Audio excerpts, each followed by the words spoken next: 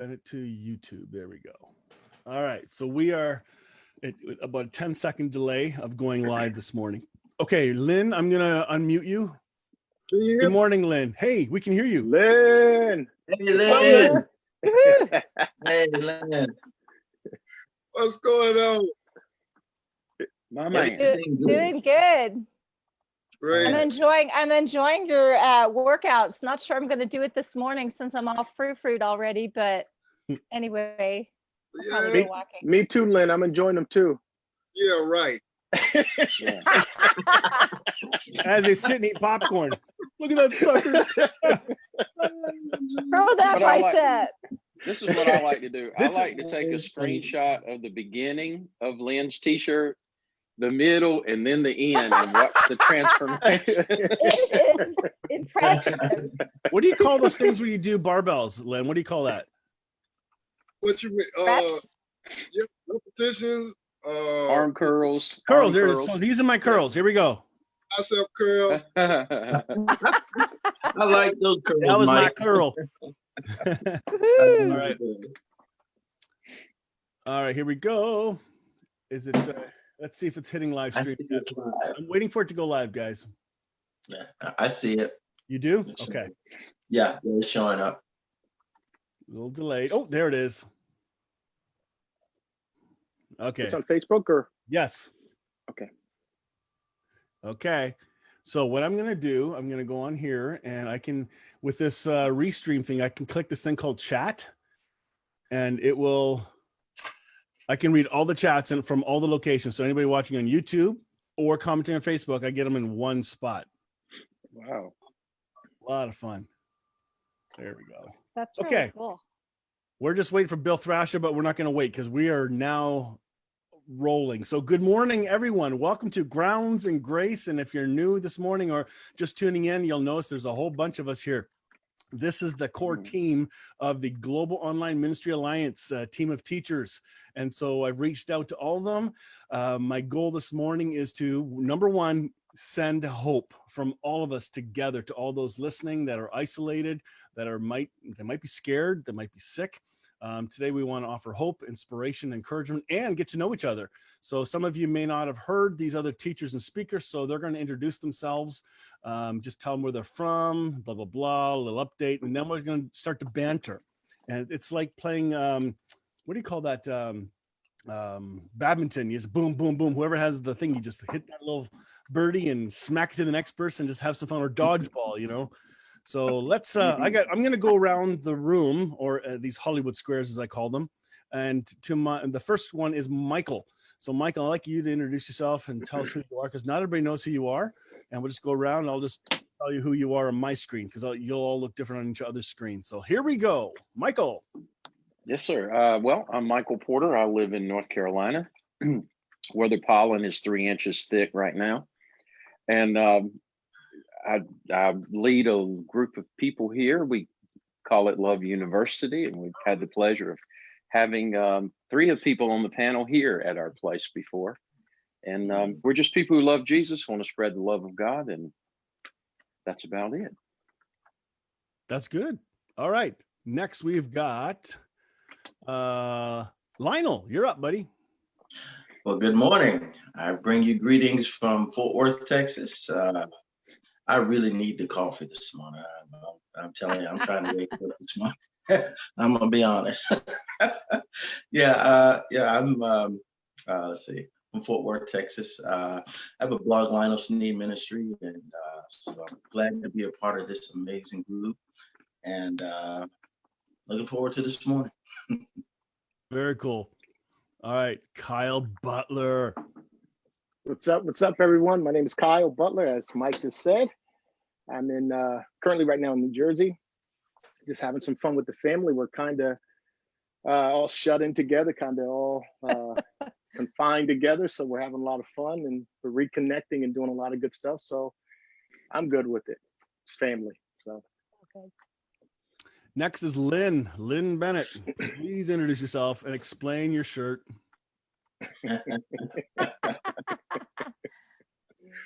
Well, hello, everybody. My name is Lynn Bennett, and I'm actually in North Carolina as well.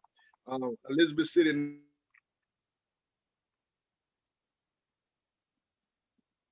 Uh-oh. Yeah, So we lost audio. we lost. for him. Let's try to get him back. Hang on a sec. He doesn't realize his audio's gone. He's gone. Oh, All right. Are Sorry, you Lynn. Been raptured. Oh, there you There you are, Lynn. Try again. We lost you for a second. back? You're back. yeah, they hear him. Well, I found out what my new title is. I'm an inspirationalist. And Woo-hoo! what I really want to do is just bring inspiration, especially in times like this. And so that is my heart, to share the good news, what I know now to be the good news, and bring hope, encouragement, inspiration. That's cool. Thank you. Next, we're going to go with Catherine. Introduce yourself. Hey, hi. Well, hello. I'm Catherine Toon, and I'm from Colorado. Michael, you may have 3 inches of pollen. We generally have 3 inches of snow during this time. So it is kind of what that is in the mountain areas, but we go back and forth. So let's see, I have Imprint and Catherine Toon Ministries, and whatever I do, we have fun. So just happy to be here. That's cool. Thank you. It's really a thrill to have all of you in here at the same time. I want to begin by sharing something with all of you to start things off. Let this be a foundation. So I'm going to hit the share screen thingy and see how this works. This comes from 1 Thessalonians 5:9-11 from the Message. God didn't set us up for angry rejection, but for salvation by our Master Jesus Christ. He died for us, a death that triggered life. Whether we're awake with the living or asleep with the dead, we're alive with him. So speak encouraging words to one another. Build up hope so that you'll all be together in this. No one is left out. No one left behind. I know you're already doing this. Just keep on doing it. So this is kind of my launch for today. Hey, Derek Day is connecting. Yay. But this is my launch for today. Because I'd like us to find ways to encourage. How are we encouraging others? How are you finding encouragement right now? This is just loose, free discussion, but I want to have a core foundation to launch today. Let's give Derek a quick hello first. Derek, good morning. Good morning, everybody. Can you hear me okay? We can hear you Yeah, great. We just went around. Yeah, we just went around the Brady Bunch Square and introduced ourselves. So I'll let you introduce yourself real quick of who you are, where you're at, and what you're doing, and then we'll dive into what we're doing. I appreciate it. And thanks for the invitation, Mike. I apologize for being late. Had some work things going on. But my name is Derek Day. I'm based in Phoenix, Arizona. I am a former pastor, a former bishop, ecumenical leader. I'm an author, a husband, a father, a software engineer, and an executive for a software engineering company. That's Woohoo. quite a mouthful. Derek. We're not worthy. Absolutely. With great power comes great responsibility. Absolutely. Be Swing nice. that web, baby. Yeah, That's awesome. Yeah. All right, we're hoping Bill Thrasher will come in, so when he does, we'll give him a hello. All right, let's hear from you guys. Loose leaf, whoever wants to. How do we give encouragement and hope right now at a time like this? Well, I feel like it all depends on what you're focusing on, like anything else. So if you're focusing on happy things, you're going to be happy. I like very simple theology. If you focus on happy things, you're going to be happy. If you focus on the scary things, you're going to get freaked out and depressed. And, and there's so much reason to be happy. There's so many beautiful things to focus on. I don't know, we're all kind of clustered together, but isn't it amazing that we even have this technology? So in our individual clusters where we're hunkered down in our homes, we get to connect with one another. We get to connect with people online. And that's really amazing. And this is also forcing us to kind of slow down and enjoy one another. And, it's really sweet. I've been seeing some beautiful things in my family. My teens are connecting and hanging out and doing puzzles and talking. And that's a miracle right How there. weird is that? Yeah. Right. So that's Jesus in our midst. And we're happy about that. But it depends on our focus. So I'll let someone else pop in. Well, you know what?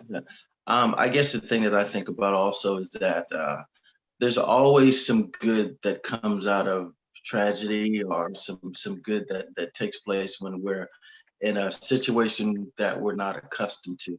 And you know, just to piggyback off some of what Catherine is saying, I think that this has enabled families to come together.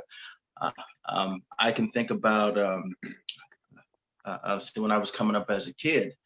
You know, we used to spend more time outside playing and everything. And it's like now today with technology and everything, everything is so different, and it causes people to be more on a individually, causes people to be more individuals as opposed to, you know, coming together as a group.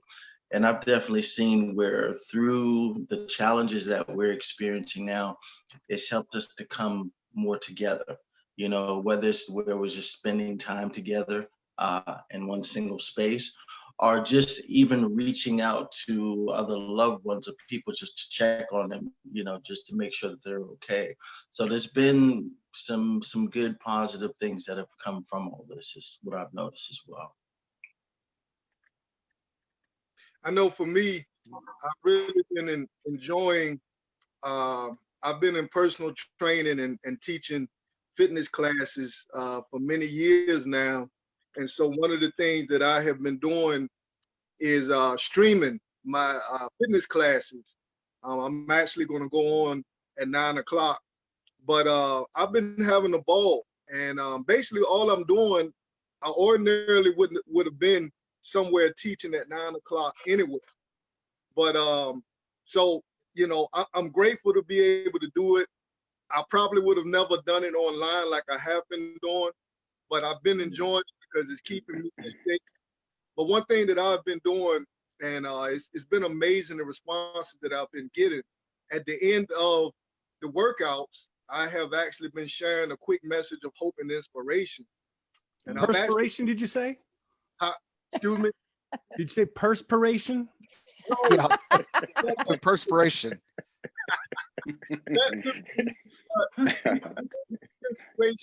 And it might be something that somebody would hear from me that would have never heard it in the context of me being a preacher or a teacher. So I'm really enjoying that. And I just, you know, hope to continue to do that, not just to help people physically, but also what I believe is spiritual. That's really cool. It's really Hey. primed. I mean, you know, Lynn, you have an opportunity to reach some people that you wouldn't be able to reach before. And that is amazing. So thank you for doing that. And, you know, I've just been encouraging people just to give a little donation. If you were paying your workout thing, well, you know, Lynn has a link to make a donation, and, you know, that's great. So do that. So we've been enjoying it. It's been awesome. All right, next. I have one. And it's this. I've been on this track lately where I'm talking about the end of theology. And I say that basically when you look at every intellectual discipline among the spectrum of those things, you know, medicine has moved, physics has moved, chemistry has moved, biology has moved, theology is still in the dark ages. And I'm of the mindset that anything that doesn't move the needle, that doesn't push the envelope, that doesn't advance, deserves to die. And so the question is, if theology goes away, what do you replace it with? Well, Mike, I'm glad you asked. Divine anthropology. Divine anthropology, because I will never honor God more than acknowledging, encouraging, and edifying the people that sit in front of me. So my goal in this season is to encourage, edify, exhort, and equip people to live the best life that they can. Right now, ever since I've been really walking away from this whole theology thing, my life has gotten tremendously better. I mean, I can't even begin to describe, you know, how the changes in my career, the changes in my family, all of these things. all because I'm focusing now on humanity, because God is God, and God is so vast. We'll never fully comprehend him. But if I spend a little time, you know, getting to know Mike and Lynn and Lionel and Catherine and Kyle and, whomever, Bill, if I spend more time. Well, never mind, Just- Bill, not Bill. Yeah, well, I'm giving Bill a shout out, even though he's not here. I'm here. I'm here now. I was. Hey. Hey. Hey. Sorry. Hey, Bill. I didn't put it on my calendar. If it's on my calendar, it doesn't exist. We'll get to you in just a second. So anyway, when I'm going out and I'm talking to people and I'm encouraging them and I'm sharing good news with them, and most of all, I'm sharing love. I'm extending empathy and compassion to people, and it's really working. The vast majority of the people that I work with are Hindus. My colleagues, my professional colleagues. My boss is a Hindu, and I got to tell you this. This is a great story. There was an 11th hour deal that required someone to be physically present in London. And I've been working with this company for all of 2 weeks at that time, no, 3 weeks at that time. And my boss says, listen, I need you to go over to London and I need you to lead this. I need you to take the lead on it. I want you to drive it and make sure that everybody's on point. And I said, well, Sanjay, that's great, and I'd love to go. And I hope to do my best to represent you and the company. And this is what he said. My boss, who's a Hindu, he said, Derek, I have no worries. He said, you are God's gift. Aw. Bill, thank you. That's really cool, Derek, because that's somebody who is of a different faith, recognizing something cool. Bill Thrasher, welcome to the group. Hey, I'm going to give you a chance to introduce yourself. Everybody went around the squares and said hello, told us where they're from. So, Bill, please. Well, my name is Marsha Brady, and this is. Here's the story. No, my name is Bill Thrasher. I reside out of Atlanta, Georgia, or Metro Atlanta, Georgia. Atlanta, Georgia is a big, quagmire of different places. So I'm actually in a place called Woodstock, Georgia, northwest of Atlanta, excuse me. And been doing audiovisual professionally for a long time. I am only about half a cup of coffee in, so I'm operating at about 30% capacity right now. And we're just blessed. We've kind of been through the whole song and dance of organized religion and institutional Christianity. I grew up in that mess and deeply immersed in it. And I feel blessed because of that. Interestingly enough, I don't have animosity toward it per se, but I understand what it can do from a psychological damage standpoint, from a religiously convicting and guilt-inducing standpoint. And I think that people are desperate to be freed from that. And people like us, especially, who have so much of that baggage, have such an opportunity to help enlighten. And when I say enlighten, obviously shine a light through the shadows, but I also mean pull those burdens off of people's backs. And so many of you guys have been instrumental in helping me hear some of the other stories out there that are similar to mine, realizing that a lot of what I understood was good head knowledge, but it didn't translate to an understanding of God in a linear and a logical fashion that gave me the ability to reconcile and reason a Christ-like God. And so I'm still very focused on Jesus as my kind of bedrock and focus of understanding all things divinity, which I'm not sure we can go deep enough through that portal. Now, I don't get dogmatic in that regard, though. So Jesus is an incarnation of humanity. And just as Derek was saying, the more I understand his humanity, the Son of Man aspect, the Son of Adam aspect of Jesus, the more I understand God through the light of the other people I interact with, that I come into contact with, no matter what faith orientation they are, no matter where they are. This isn't a conditional mechanism of salvation. This is an awakening into a restoration of this world and this kingdom in the here and now. So that's my nutshell That's cool. Thank you. Ooh. So Yes, Bob. what we didn't get to hear yet, Bill, is we're kind of talking through how can we inspire hope at a time like this to Yep. all those that listen from our different places of influence. Yep. What are people saying today? What kind of fears are they facing? I think theology is being questioned big time right now, and really bad theology is being purported. Cereal box stuff of, you know, Captain Crunch is the top one now. Like God's gonna crunch you. It's silly what's out there. But so how are we encouraging and inspiring hope? I want this to be a really positive encouragement. Realizing GOMA, Global Online Ministry Alliance, is about inspiring hope, truth, and love. So we're still going around the circle and sharing some of that. So Bill, I want you to come back in for that too. So who else hasn't shared yet? You know, I'll say this, kind of what Catherine was saying and what Derek was saying and what everyone has said so far. You know, I'm a perspective person. I'm a perspective. I believe in how you see things really affects how you feel, how you go about life. And I started out, I guess, in this journey very optimistic in life and always trying to be positive. And when I first heard of the glass, it is a glass half full, a glass half empty um, analogy, I decided to be the glass half full, you know, because I'm always trying to be the positive person.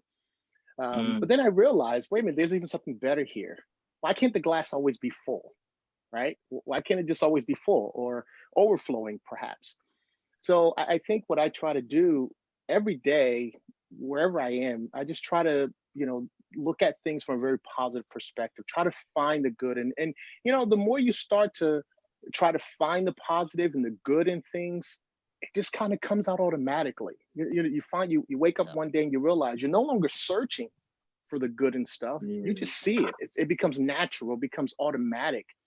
And now that has helped me tremendously, especially as you start talking about seeing people as they really are, right? Not according to what they're doing at the moment, not according to what they're saying at the moment, but seeing people for who they really are, being able to peer through all of the exterior nonsense that we all have and see people in their best.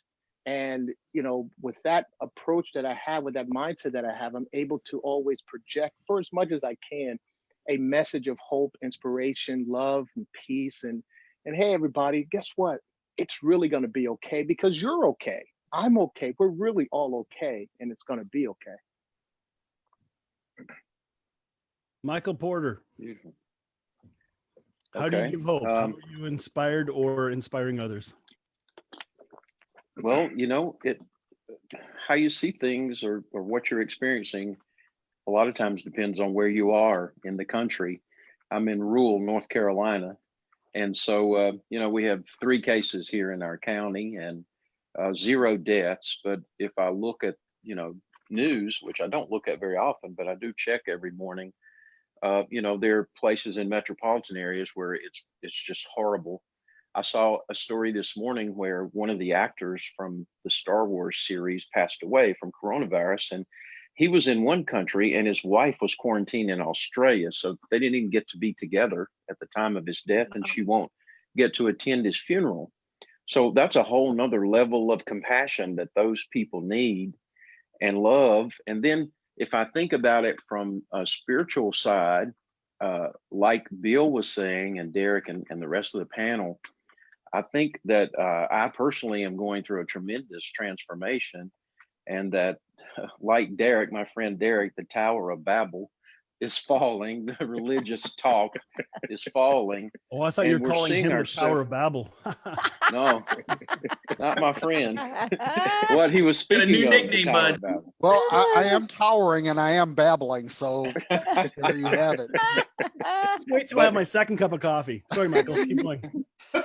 You know, I just am seeing things totally different. I'm stuck in the book of Genesis, and I'm not going to make this about a scriptural teaching or anything, but I just noticed that in the first verse, heaven and earth are created, and then we get no explanation of heaven.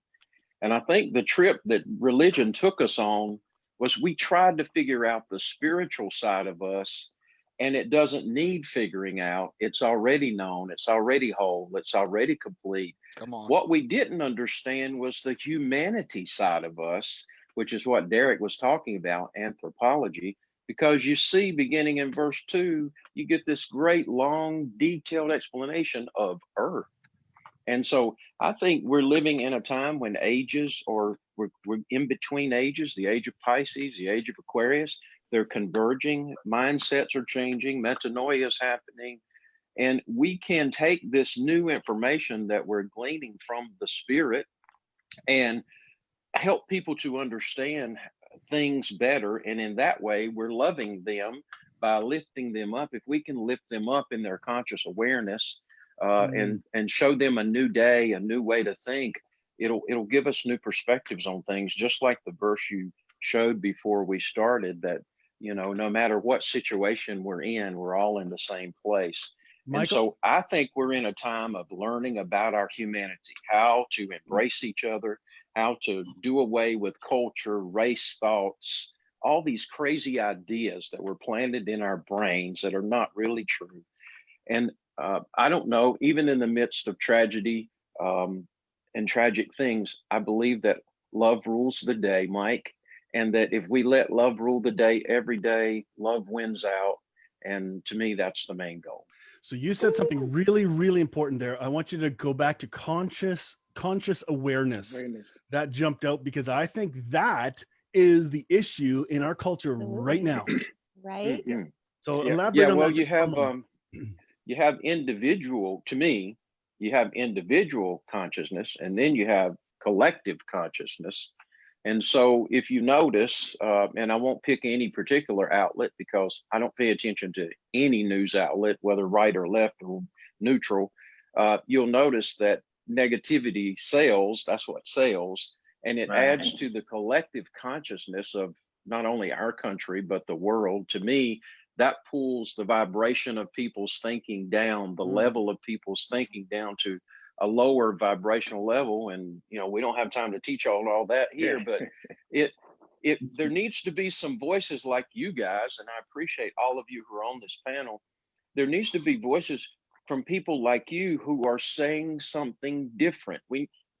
Not mainstream information. We're hearing something different, unique, profound, uplifting, life-changing. It has a different resonance to it. And as individual consciousness changes, corporate consciousness changes. And I don't know, I just get a crazy feeling that maybe we might even do some things in the future, like hold peace rallies where we don't talk about Jesus or Buddha or Muhammad or anybody like that.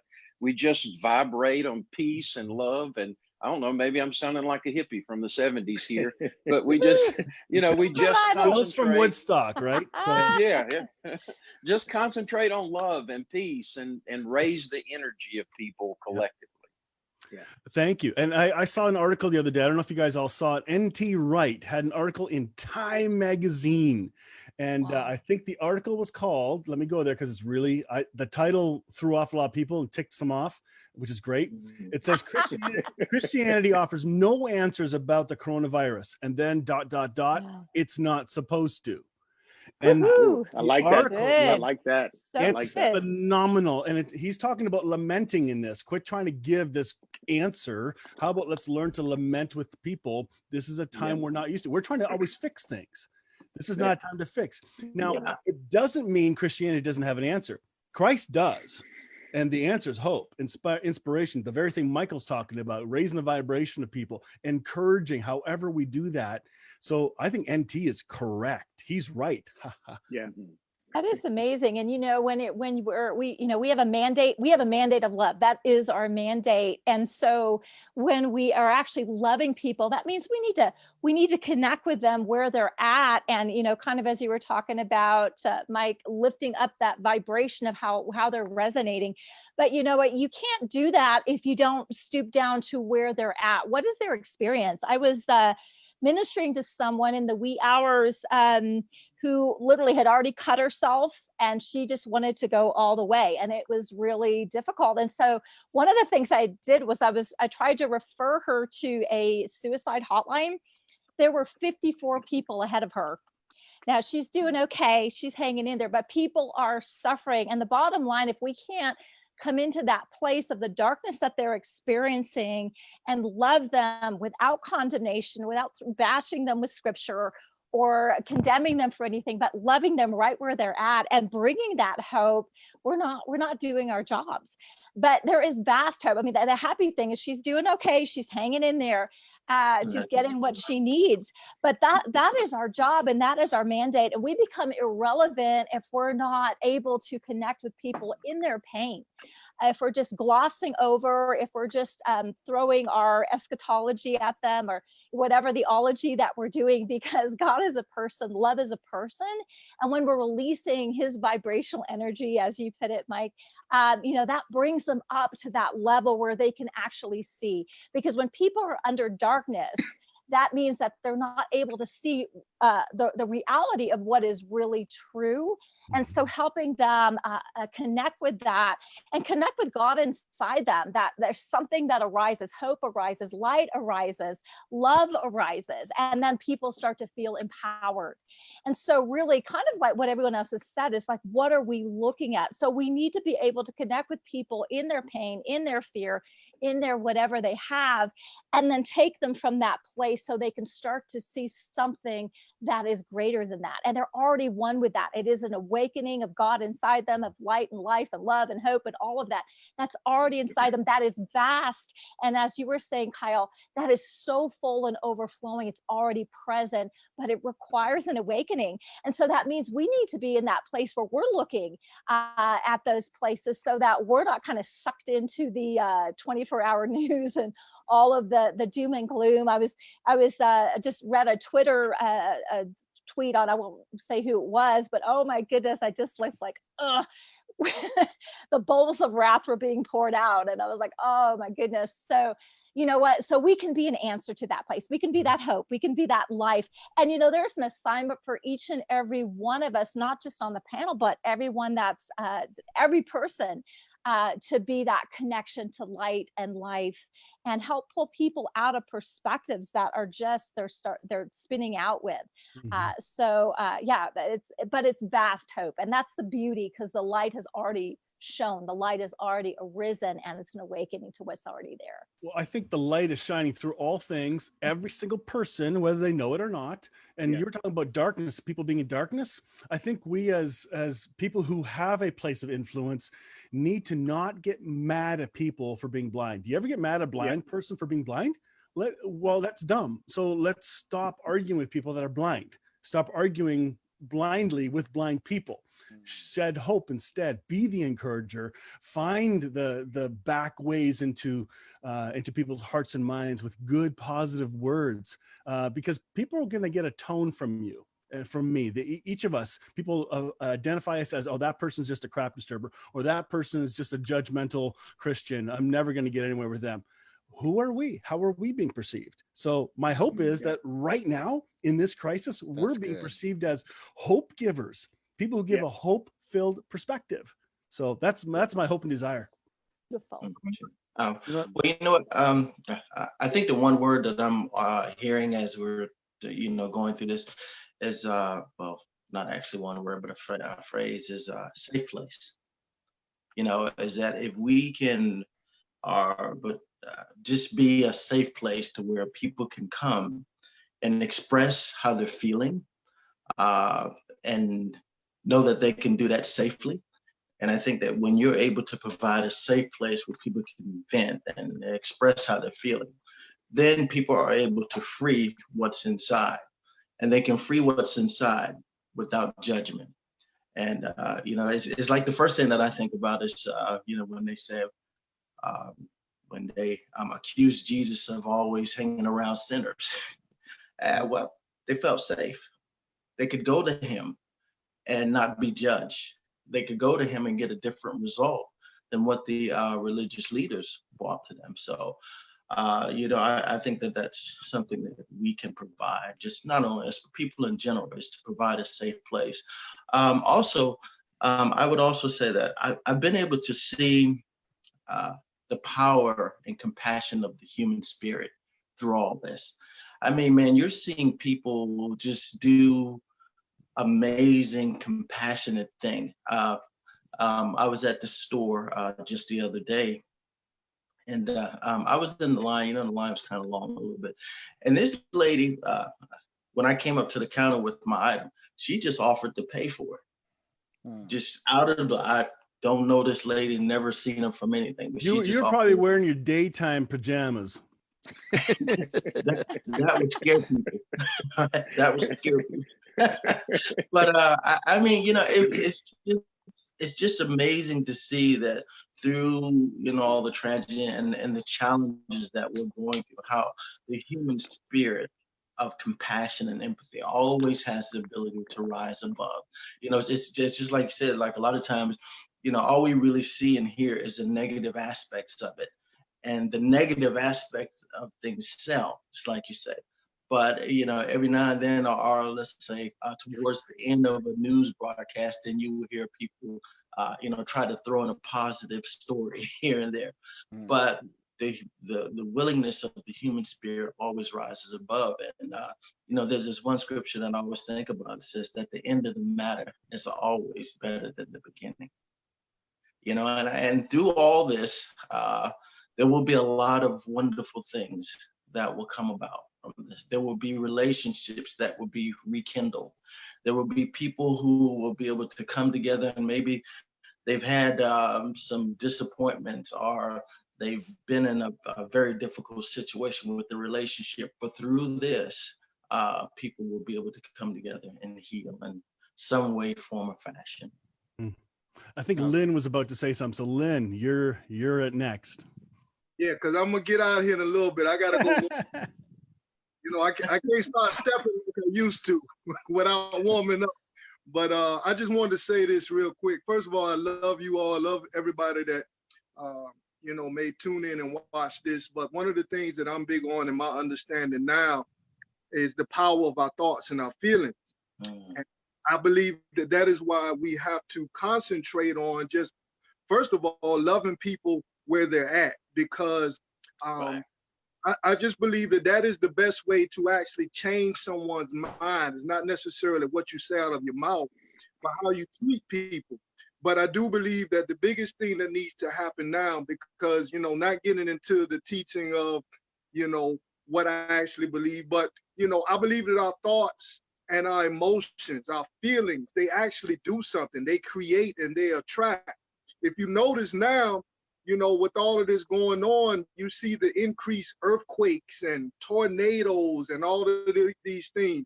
Now, a lot of people might blame God, but I believe that it's a collective. What we're seeing is what is happening in the majority or the mass mind of how people are thinking and feeling right now.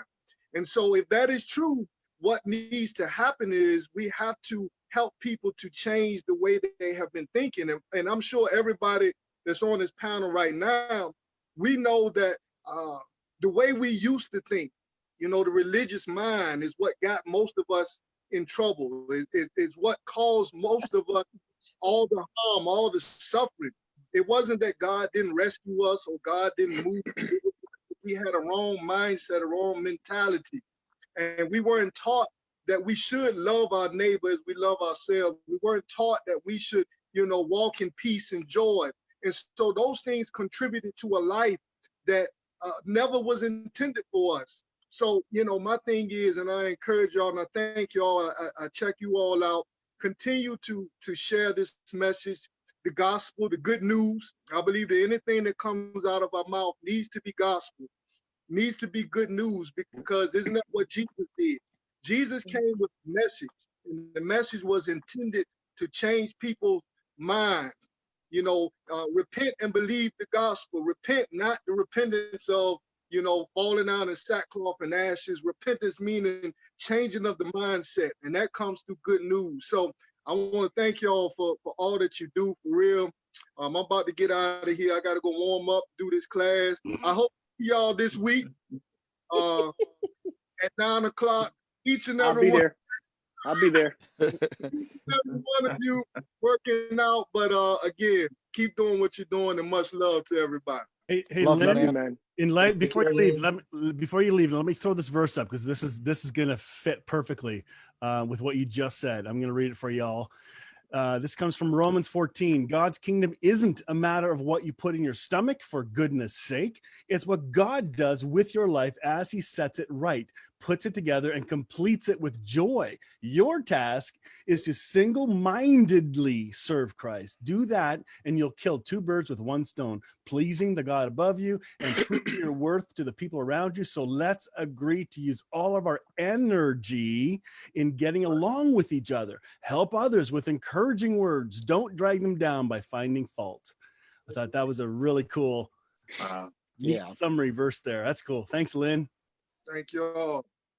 You know, if I can jump in and piggyback on something Lionel said, something Lynn said, and something Michael said, and it's this, that Lionel said the two key words that are really central to where I am right now: empathy and compassion. Empathy and compassion are the root, the elemental components of love. If you say that you have love but you lack empathy, you're lying. If you say that you have love and you lack compassion, you're lying. So these elemental components have to be present whenever we have the discussion of love. Now, that's to touch on what Lionel said. Now, what Michael said is like tuning out. Well, I want to disagree with that respectfully, because you have to be connected in order to have empathy and compassion. We can't tune away from what's going on in the world. We have to know what's going on. But I have to share this with you. With my kids, I've raised them to take in information, to glean information from various sources. But what I teach them is to develop a very robust BS filter. And I'm being a little nicer than I am in my own broadcast. But that's good. You I just know, say I know, nice. I know, Mike. This is in deference to you, my friend. What we have to do is we have to learn how to filter out all of the nonsense. Because here's the thing: if you look at Jesus, right? Jesus went around and he wasn't ignorant of what was going on. He just simply chose to vibrate at a higher frequency. That's right. Okay, so instead of we can't say, well, I'm not going to pay attention to the news. Listen, if you're a praying person, you don't know what to pray about if you don't have any information. Otherwise, basically, you're shooting a gun in the dark, and you know where that what that winds up doing. It winds up hurting people. It doesn't wind up helping. So the thing is that we have to have empathy and compassion. If I'm unwilling to see the world through the lens of others, I cannot say that I have empathy. Empathy is just simply saying, I want to see it through your eyes. I want to walk in your shoes, right? And then compassion just simply says, I really give a rip. I care. I'm really concerned about what it is that you're dealing with. And one of the biggest problems is that, we say we love, but we're unwilling to see it through one another's eyes. And I want to give you a really key illustration. We had a situation a couple of years back where there was this incident that happened in Charlottesville. White supremacists marching in Charlottesville, and the knee-jerk reaction would be to say, these are just really bad people, and we should just disregard them and all of that.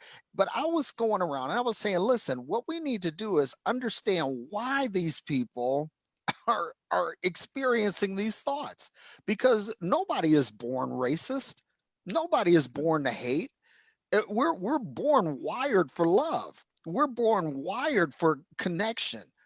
So the thing is that if I'm unwilling to have empathy, in other words, to see it through their eyes, how did this happen? And if I'm unwilling to have compassion, to say that in spite of our disagreement, I still care. So if we're not willing to get to that point, especially with those who we disagree with, man, that's a difficult thing. But to going back to this thing about hope, and I'll shut up after this, is that if we are to offer genuine hope, we have to be able to take in information from a lot of sources and prayerfully or meditationally or contemplatively process all of this and bring it into useful chunks that we're able to process to bring help and hope to a generation in despair. So, well, here's my question for you, Derek. I know where you're getting at, but given all the people that are going to be listening to this from all the different places, if I like Michael Porter's concept of just surrendering, let the consciousness of Christ rule our hearts. There's a lot more peace and simplicity in that than it's our job to now be the, watch our filters. I think all of it happens. Both sides are really, really critical. So depending where you're at, each of those comments add tremendous value to the conversation. So yeah, and Mike is actually right. Basically, if you take it and you say, okay, I'm vibrating at a higher level, right?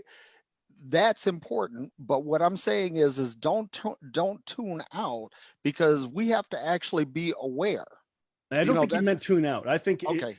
I think it has more to do, Michael, you can correct this, but I think this is an added element that when we're living in the conscious awareness of Christ in us, then we yield everything we are to Christ at any given moment, abiding, and let him tell us where to put focus. Man, that's a whole lot easier. Yeah, well, maybe I can redefine what I said. I actually am pretty close to what Derek is saying. I do watch the news every morning for a limited period of time, and then I don't watch it anymore the rest of the day. In other words, I know that they're giving me a political slant no matter which one I'm watching, and that's the filter Derek's talking about. And so I am aware, for example, like yesterday, the president came out and those two doctors, those fine doctors, and gave a pretty grim report of what is ahead. So I'm aware of that information, but I have many friends who live on the news channels. Yes. Yeah. And the point I was trying to make was all they hear is those negative words, negative vibration all day long. And it gets into their conscious awareness. Yeah. So like Derek was talking about, I'm going to listen to it so that I'll know what's transpiring in the world, but I'm not going to listen to it to the extent that it gets in my psyche. Yeah. And so maybe that helps redefine it a little bit. No, that's spot on. Yeah, I do something very similar to that. Yeah, I do something very similar to that every morning. I hardly ever turn the news on, like Fox or MSNBC or any particular news station. I very rarely turn it on, but I do get it on my phone. So, I subscribe to a news source that has multiple outlets, and I'll just scan through, just to give myself a little bit of information about what's going on and what's being said. And then that's it for me. That's it for me. Because I've been there before. I've been in that environment where I was in the news cycle. I got up every morning and watched a particular network, and I watched every broadcast. And although they were all saying basically the same thing all day long, I mean, I did that for a good period of time back in 2008, doing that term when I had that time. And I thought, okay, I got time. Let me actually do this. And I did it, and I realized I just became what I was hearing all day long. So I decided to take a different path, just get little bits and pieces, little bit of information here and there, and then kind of let my consciousness, flow to where I felt I could be helpful, or what was going to resonate with me, so to speak, but also understand where other people are. Where, this person over here passionately believes that this is true and this is real. And I passionately believe that this is true and this is real. And they're two totally different concepts or ideas. And so I developed a way of living for myself to say, I can't discredit yours, because with the same passion and the same commitment and the same energy, you believe it's true and I do too. And I'm gonna say this, and I hope I don't get into trouble, but I think you guys will understand what I mean, and hopefully the listeners will as well. I think N.T. Wright said it best: Christianity is not the answer, and then you got to look at all of the facets of what Christianity is, and I've come to realize the other day, even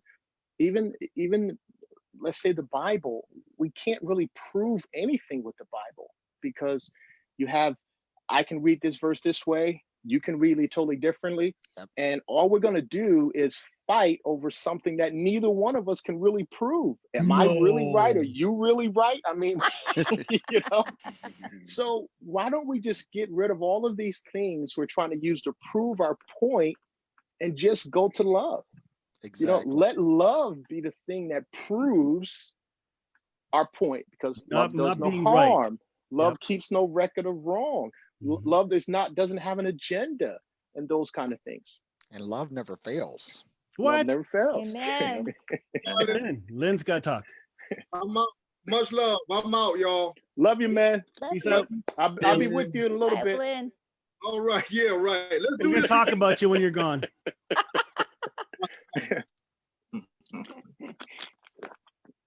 Yeah, I want to piggyback on Derek, who's piggyback on Kyle and everybody else to make this really awkward piggyback machine thing that we're doing right now. I heard a couple points. The empathy and compassion thing just resonates so strongly in my spirit this morning when you were saying that, Derek. I love it. And I wrote down a couple things over here. You know, you just said love, and God is love. We all are familiar with that. And anybody familiar with any scriptural context is willing to say God is love from their unique subjective perspective on who God is. And then a lot of times we define love by how we define God instead of defining God by the empathy and compassion that we witness in the person of Christ. I think one thing that Yes. that this guy Jesus shows us is a image, an icon of God, if you will, who is more desperate to look through the human eyes and understand the human co-suffering experience or co-enjoyed experience than he is with humans understanding the divine understanding and perspective, right? And that's kind of one of those mind-blowing moments all of a sudden when you're talking about empathy and compassion. Jesus flips the tables on an understanding of God who's not nearly as, 5 minutes, who's not nearly as focused on bringing us into his way by force.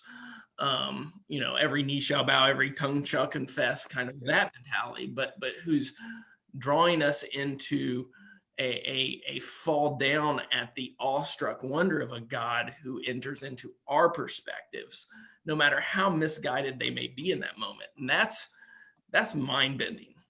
And when we become mind bending to one another, like Derek was saying, when I can look, and I'm not, so shocking, I'm not a black guy. I know. What? I know. You got the glare, though. You got the glare. When a brother can look through the perspective. Yo, you got the soul, man. Wait a minute. Hey, we had breakfast in the Waffle House. That's all I'm gonna say. That's Yeah, right. yeah. Never We seen had dinner. anyone We had wrong with dinner at a really cool place. He has a soul. But when someone of that perspective who has had experiences that are so challenging against a mindset that are very counter to their own understanding can enter into that mindset and begin to at least have compassion and empathy, man, we're going to get somewhere really fast and really powerfully.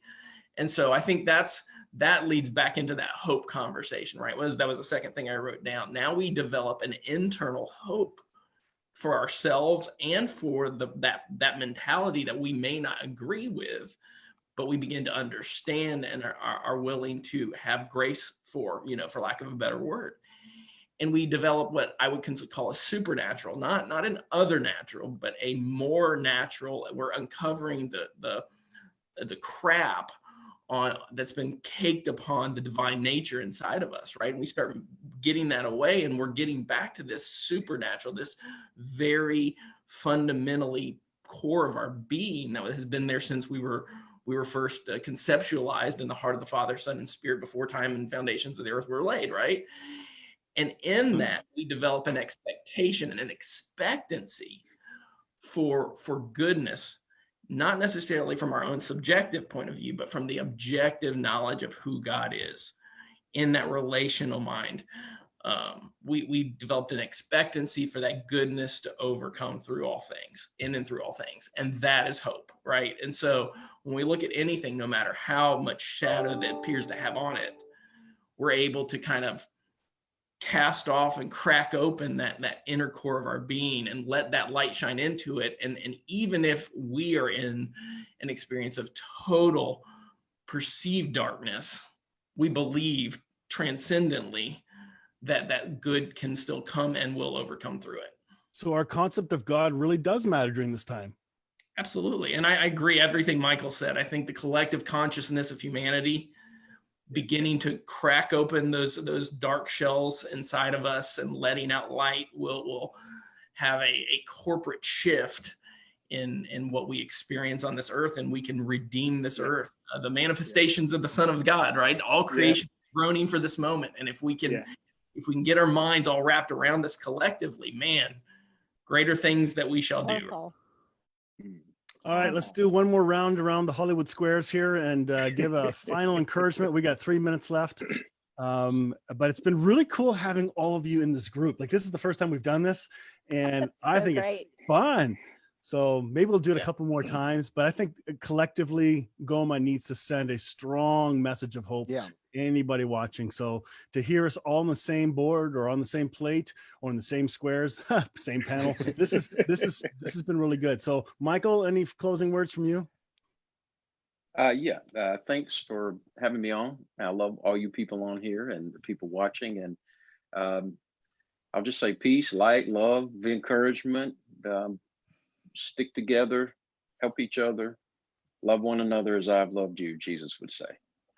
That's cool. Kyle.